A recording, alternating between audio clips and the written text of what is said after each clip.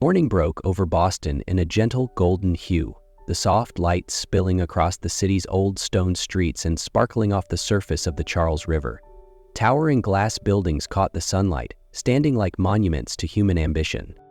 High atop the tallest of them, within the Coltech Innovations Tower, Nathan Cole sat quietly in his wide, open corner office. Beyond the floor-to-ceiling windows, the city stretched out before him, a vibrant tapestry of success he had painstakingly woven. Yet, amidst all the grandeur, Nathan felt a quiet emptiness settling in his chest. He wondered what the long climb to the top had truly cost him and whether everything he had now was really all he had once dreamed of. The soft chime of the intercom pulled Nathan from his thoughts. He pressed the button and the familiar voice of Maya, his longtime assistant, came through. "Mr. Cole, Ms. Grant is calling. She wants to finalize the guest list." Nathan exhaled quietly, pulling his gaze away from the cityscape beyond the glass. He knew he should feel excited. His wedding to Amelia Grant, a renowned and brilliant journalist, was only weeks away. She was kind, rational, and endlessly supportive of his career, an ideal partner in every sense. He pressed the button to return the call. "Amelia," Nathan said, his voice softening at the sound of her on the other end. "I think we should add a few more touches to the ceremony," Amelia said brightly. "White paper flowers, rustic chairs, handmade lanterns. What do you think?" Nathan smiled gently. "I trust you. Whatever you plan will be perfect." As the call ended, Nathan found himself alone again, scrolling through the guest list on his tablet, filled with familiar names. Suddenly, a name surfaced in his mind, uninvited but impossible to ignore: Sophia Reynolds.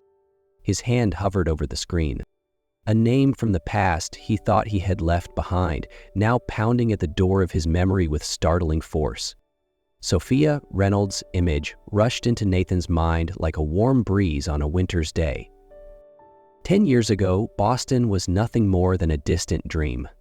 Back then, Nathan lived in Austin, Texas, in a small, barely lit apartment where the future was more hope than certainty. He was a young software engineer, burning the midnight oil to turn vague ideas into real products. And Sophia was the warm light in his world full of worries. She was a freelance illustrator, her fingers always stained with colors, and her heart filled with an earnest love for life. Their evenings were spent in tiny cafes, sketching whimsical ideas and having endless conversations about dreams, about the world, and about the future they once believed they would build together. But as Nathan's ambition grew, their lives began to drift apart. His first project's success led to endless workdays, midnight calls, and promises of someday that never truly came. Sophia stayed patient and hopeful until that rainy night. Nathan remembered it clearly: the blurry lights through rain-soaked glass, the bitter smell of cold coffee, and Sophia's voice trembling but resolute. "I'm happy for you, Nathan, truly, but I don't recognize the man I fell in love with anymore." He had tried to justify it, claiming all the effort was for their future. But Sophia simply shook her head, her eyes glistening with tears. "What good is a future if it doesn't include me?" That night, Sophia walked away, taking with her the color and tenderness Nathan's life had never reclaimed.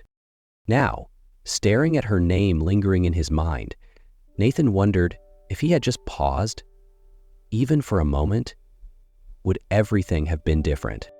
Nathan tightened his grip on the pen in his hand, his eyes fixed on the tablet screen before him. The guest list stretched endlessly, but he no longer noticed any of the names. "Sophia Reynolds," he whispered, as if saying it aloud might make the decision easier. Part of him insisted it was mere courtesy, an invitation to the past, a way to neatly close an old chapter. But another part, the more honest part, knew it wasn't just coincidence. Nathan exhaled slowly, his finger gliding across the screen, typing her name onto the list. A small action, yet once done, it felt as though he had opened a door long locked away for a decade. Outside, the Boston sky had begun to blush purple, and within Nathan, a silent tide had begun to rise. Warm golden light spread through the grand hall of the Wilshire Boston, where the wedding rehearsal dinner was being held. Crystal chandeliers bathed the elegantly decorated tables in a soft glow, and light music floated through the air. Nathan stood near a tall window, a glass of untouched wine balanced loosely in his hand. He checked his watch. Would she come? The question churned restlessly inside him. And then the heavy doors swung open. Sophia walked in, and time seemed to freeze. She wore a simple, deep gray dress, her brown hair cascading softly down her back. She was still the same, effortlessly captivating without ever trying. But what truly locked Nathan's gaze were the two small children holding her hands, a boy and a girl around 9 years old. Their pure aquamarine eyes were like mirrors, unmistakable reflections of Nathan himself. Sophia moved closer. Nathan's heart pounded in his chest, drowning out the music and the murmuring crowd. "Hello, Nathan," Sophia said, her voice light but steady. Nathan blinked, scrambling for words. "Sophia, and these are..." She looked down at the two children, squeezing their hands tighter. "This is Liam and Ella," she said, each word falling heavy as stone. "Your children." Nathan felt the world tilt beneath him in that moment. He looked closely at their faces, every curve, every spark in their eyes, and he knew Sophia was telling the truth. Ella shyly hid behind her mother's dress, while Liam looked up at him with curious eyes. "Hi," Liam said softly. Nathan knelt, his voice trembling but gentle. "Hi, Liam. Hi, Ella." He wanted to say 1,000 things, apologies, regrets, love, but his throat closed tight with emotion. From across the hall, Amelia appeared, her smile freezing as her gaze fell upon the scene before her. She stopped in her tracks, her eyes darting between Nathan, Sophia, and the two children. The air in the grand hall grew heavy, like a storm gathering overhead, even though outside, Boston still basked in the golden afternoon light. In that moment, all surrounding sounds seemed to choke into silence. Nathan rose to his feet, still dazed, as he watched Amelia slowly walk toward him. "Nathan?" she called, her voice trembling beneath a fragile layer of control. "Who is she? And those children?" Nathan opened his mouth to speak, but no words came. He looked to Sophia, searching desperately for some form of salvation in her eyes. But Sophia remained still, her face revealing nothing but weary resolve. Sophia turned to Amelia, her voice calm yet cold. "That's Liam and Ella, Nathan's children." Amelia blinked rapidly, as if trying to dispel a waking nightmare. His children?" she repeated, her voice cracking. Nathan nodded, feeling the weight of the entire room crushing down on him. "I didn't know," he whispered, though the excuse felt hollow in the heavy air. Amelia took a step back, then another, as if he were a stranger. "And Sophia?" she asked, her tone sharp with betrayal. "You didn't even tell me you invited your ex-girlfriend to our wedding." I thought it was about closure," Nathan stammered. "Closure?" Amelia let out a bitter laugh, brittle and sharp. "You kept an entire part of your life hidden from me, Nathan. And now I find out days before our wedding?" Her eyes shimmered with unshed tears, but she lifted her chin high. "I can't do this," she said, her voice breaking but firm. "I can't marry someone I can't trust." She turned and walked away, leaving Nathan standing alone in the grand, glittering hall, his past shattering his future in a single shuddering breath. That night, Nathan's penthouse felt colder than ever before.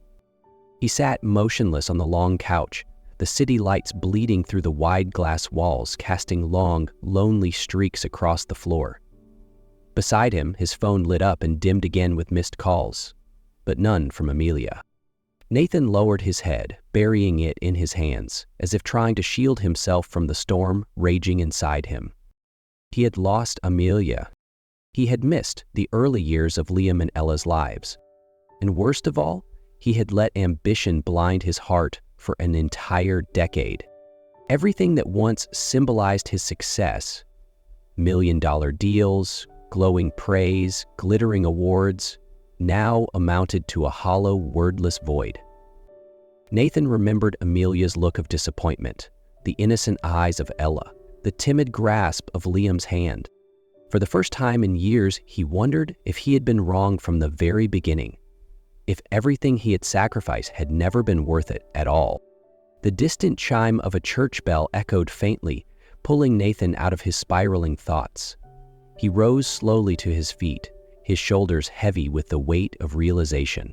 But this time, he would no longer turn away. He knew he had to do something, not for success, not for reputation, but for the very people he had once left behind. The next morning, Nathan stood before the tall window, a cup of cold coffee cradled in his hand. Boston was waking beneath a pale veil of mist, and for the first time in years, Nathan no longer felt like he belonged there. He picked up his phone, his thumb hovering over the screen for a long moment. Hundreds of unread emails blinked back at him, once urgent, now strangely hollow. With a deep breath that trembled slightly, he powered it off. The clamor of business, the meetings, the numbers, all of it now seemed distant, meaningless. Nathan opened his laptop and quickly typed up a resignation letter addressed to the board of directors at Coltech Innovations. The words on the screen felt like heavy chains being lifted off his soul, one by one. He didn't know exactly what came next. He only knew that if he wanted a real chance with Liam and Ella, he needed to change, completely, and starting now. That afternoon, Nathan drove out to a quiet suburban neighborhood where Sophia and the children lived. The small house, with its porch draped in paper flowers, made his heart ache. Taking a deep breath, he stepped up to the door.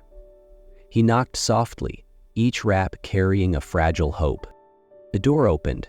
Sophia stood there, her gaze wary but not unkind. "Nathan," she said quietly, "what are you doing here?" Nathan met her eyes, his voice low but steady. "I'm here to change. Not with promises, with actions. And if you'll let me, with the rest of my life." Nathan wasn't sure how long he had stood at Sophia's doorstep, only aware of the frantic pounding of his heart. Sophia looked at him, hesitated for a brief moment, then quietly stepped aside. "Come in," she said. Inside, the house was filled with warmth, the smell of freshly baked sweets, children's drawings taped to the walls, and a simple, loving space that made Nathan's chest tighten painfully. Liam and Ella were sitting on the living room rug, piecing together a colorful puzzle. When they spotted Nathan, they both looked up with wide, curious eyes. "Who's that, Mommy?" Ella asked, tugging at Sophia's skirt. Sophia knelt and whispered, "That's Nathan, Mommy's old friend." Liam tilted his head, his eyes sparkling. "Do you know how to build puzzles?" Nathan smiled gently and nodded. "I used to, a long time ago." "Can you make a spaceship?" Liam asked eagerly. Nathan chuckled, a genuine laugh that felt strange and wonderful in his chest. "I'll do my best," he said, carefully sitting down beside them. In that instant, the invisible walls between them seemed to crumble. Nathan spent the afternoon helping Ella color enormous pink cats and listening to Liam explain the complicated science of rocket launches. "Uncle Nathan," Ayla whispered while outlining her drawing, "do you like strawberry ice cream?" Nathan pretended to think hard, then answered solemnly, "If Ella shares it with me, I'll love it more than anything." Ella giggled, her eyes lighting up. Meanwhile, Liam, still clutching his model spaceship, leaned against Nathan's shoulder without even realizing it. "I wish Uncle Nathan could come play with us every day," the boy mumbled shyly. Nathan tightened his gentle grip around the boy's small shoulders, a quiet tenderness blooming in his chest. "I wish that too," he said softly, his voice catching slightly. That evening, as Nathan prepared to leave, Sophia walked him to the door. There was little need for words. Her gaze had softened, and his eyes were full of regret and hope. Watching Liam and Ella waving enthusiastically from the window, Nathan knew this was where he belonged, and this time he would never let it slip away again. In the days that followed, Nathan's presence slowly became a familiar part of Liam and Ella's lives. Every morning, he arrived early at Sophia's house, carrying hot coffee and the buttery croissants she loved. He took Liam and Ella to school, patiently tying Ella's shoelaces or listening to Liam excitedly explain his latest space model project. In the afternoons, he picked them up with Sophia, sometimes detouring through the park, where Ella could run free with her kite and Liam busied himself building sandcastles. Nathan was always there, cheering every small victory, soaking in every wild dream the children shared. With Sophia, he made quiet amends.